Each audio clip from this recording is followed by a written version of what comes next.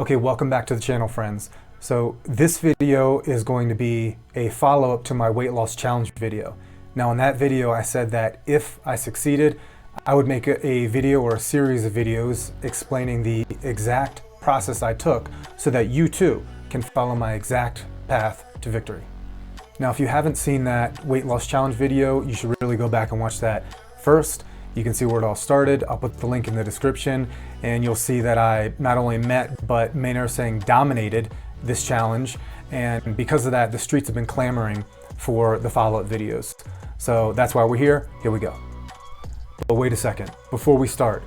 I say, hold up, wait a minute. We actually have a sponsor for today's video. It's my good friend, Cardboard Viv, AKA the notorious CBV. So here's the Cardboard Viv channel right here. Some call this a channel about unboxing cards. Some call it a sports card variety show. I just call it the best channel on YouTube. I'm gonna recommend highly the viewer appreciation special and the Halloween episodes. So go ahead and check these out. Very entertaining channel. Couldn't recommend it more. Stop whatever you're doing right now. This is an emergency, and subscribe to Cardboard Viv. And you're also going to want to check out his eBay store for all the hottest deals on the web, or else me and the boys are going to come to your house and pound brews in your backyard until you relent. And by the way, if you two would like to sponsor a video, it turns out that I can be bribed in a multitude of different ways. In this case, it was a excellent Boss Rutan autographed UFC card. And if you don't know anything about El Guapo, and then just because he wanted to break this bottle on my head, I'm probably going to bounce his head on the table 10 times or something. do yourself a favor and look him up. You're welcome in advance. Ding dong, don't you ever do this. Okay, so this first video in the series is going to be about the plan. Anytime you want to undertake a project, you need a good plan. So how do we start? Okay, the first step is to weigh yourself on a bathroom scale. This is going to be your starting point weight. And so I recommend that you do it in the morning, right after a shower. So, no clothes on before drinking, eating, working out, anything like that. So the idea is just that you're going to have a consistent time and place where you weigh yourself so that you can accurately track your relative weight loss, because it turns out that weight can fluctuate quite a bit through the day. And you're going to use this same routine every time you weigh in going forward. Okay, so now that we have a starting point, now we need the end point, right? And so we need to figure out how much weight we're going to lose, what our goal is. And so before we get there, we have to figure out how much we can lose per week. So a good goal is 1 to 2 pounds of weight loss per week. Now, I know this doesn't sound like a lot, but remember, we're talking about pure fat here, right? So not water weight, not muscle loss. And it turns out that 1 to 2 pounds a week is actually a pretty good and sustainable goal to have. Okay, so let me just show you what I'm talking about with some calculations. So let's imagine that I weighed myself this morning and I was 195 pounds. And I want to lose 15 pounds. So that makes my end weight 180 pounds. 15 pounds, that's going to be a big difference on pretty much anybody. Now for my rate of weight loss pounds per week, I said between 1 and 2 is a good number. Let's go in the middle at 1.5 and see where that gets us. So here's my total weight loss up here. It's just the difference between these two, so 15 pounds.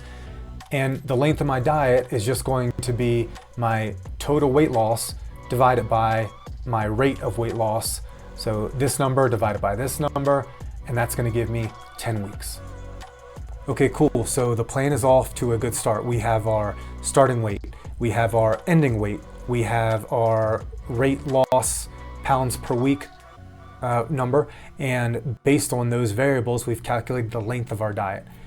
And so at this point, I would recommend also that you take some pictures of yourself from the front, back, and side. And then what you want to do is take a before and after set so that you can see the difference and the good work that you've done. All right, now if I had to tell you one concept to learn about losing weight, it's this, is that it's as simple as calories in versus calories out. That's it. And I can prove that to you at a later point in time. There's peer-reviewed scientific studies and journals that I could cite you that prove that all diets work on this concept. But for right now, maybe you can just take my word for it, or don't take my word for it. Go watch the weight loss video and see if I've been able to prove that what I'm saying is true. So this concept is so important that weight loss is only about calories in versus calories out, that I'm gonna take a minute out of this video to really hammer the point home. Don't talk to me about your age. Don't talk to me about your metabolism. Don't talk to me about the fact that metabolism slows down with age. Don't talk to me about your hormones. Don't talk to me about being big boned. I'm not fat, I'm big boned. That you just naturally are starving all the time, that you swear all you eat is rice cakes and celery. Okay, don't talk to me about any of that. And so if you're saying these things, if you're making these excuses, you gotta stop. You gotta stop now. Your body is not unique. You're not some magical unicorn whose body works differently than everybody else in the world and everybody throughout human history. So if a doctor with a MD at the end of their name hasn't diagnosed you with some stomach parasite, some rare disease, then what I'm saying is going to apply to you. And please don't take what I'm saying and the way in which I'm saying it to be rude or condescending or uncaring or anything like that. That's not how I'm trying to communicate to you right now. It's just that it's extremely important that you believe in the plan so that you follow the plan, okay? And what I want to say is that if you're watching this because you've had trouble controlling your weight, that's okay. It's okay, and we're gonna fix it together. If you'll excuse me, there's someone I have to get in touch with and forgive. Myself. But you also have to realize that the reason that you've had trouble in the past is because you have some flawed logic, you have some flawed plan. And I'm telling you a plan that works, so you gotta believe in it. Okay, so just keep that in mind, and I promise it will work. Okay, so now that we have that established, the logical next question is, how do we calculate calories in and calories out? Well, starting with the easiest one, calories in. That's very simple because everything you buy from the grocery store is going to have the nutrition information printed on the back. It's going to have the calories and the macronutrients. It's required by law. So it's just a matter then of logging that information, and I'll explain in another video the tools that I use and how to do that. But for calories in, all you got to do is log what you're eating based on what it says on the back of the package. Now, calories out, that's a little bit trickier. So there's two parts of the calories out half of the equation. There's your number one, RMR, your resting metabolic rate. And that is the amount of calories that your body uses basically just to stay alive. And then maybe a couple other very small things like eating, very little amounts of movement, going to the bathroom, things like that. So extremely low level of surviving. And then the second part of the calories out is the amount of activity or exercise that you do. So that's everything you do from your job. That's cleaning around the house. That's chasing around kids.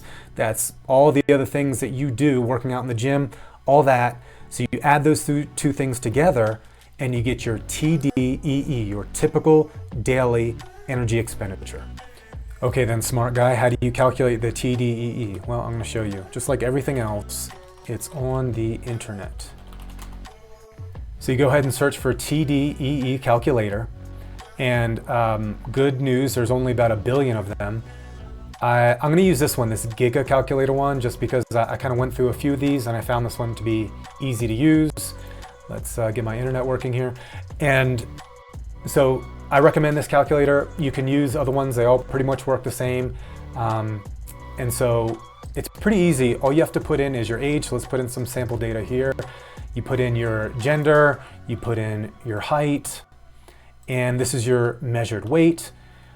Okay, and then very important here is the activity level that you select. So let me just explain real quick. These are very high level categories, and it's pretty important that you at least ballpark these correctly. So let me explain why. So let's say that you're a person that works out in this heavy exercise category, 6 or 7 times a week. That's going to the gym, that's going for runs.